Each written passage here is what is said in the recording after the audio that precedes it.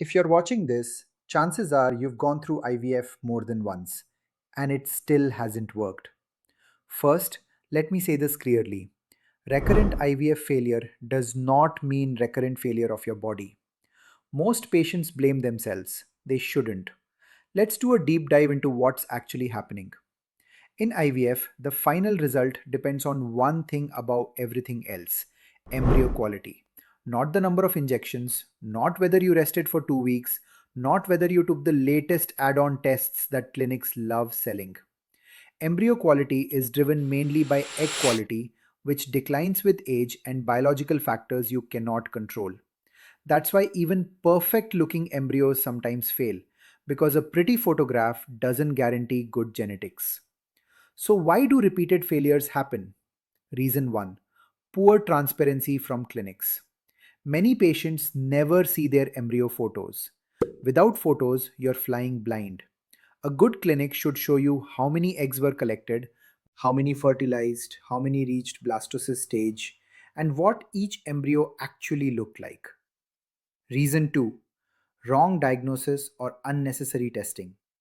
Patients get labeled with implantation failure when the truth is simply there was no chromosomally normal embryo to implant in the first place. Reason 3: overtreatment and panic. After two failed cycles, most clinics start throwing the entire supermarket at you: ERA tests, immune tests, endometrial receptivity, intralipids. Most of these have no scientific evidence and only drain your wallet and your hope. So, what's the rational way forward? First, get your data. Insist on embryo photos. Without them, no expert, not even me, can give meaningful advice. Second, focus on improving embryo quality, not chasing fancy add ons. This may mean tweaking protocols, or for some patients, considering donor eggs. These are hard decisions, but they need clarity, not confusion. Third, remember this: implantation is largely a numbers game. You don't need dozens of embryos, you need one good blastocyst. And finally, don't lose hope.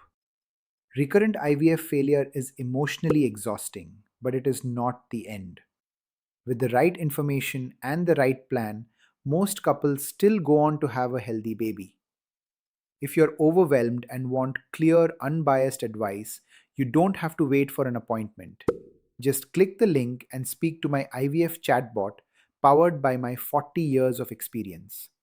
It's available 24/7, completely free, and it will guide you step by step so you know exactly what to do next.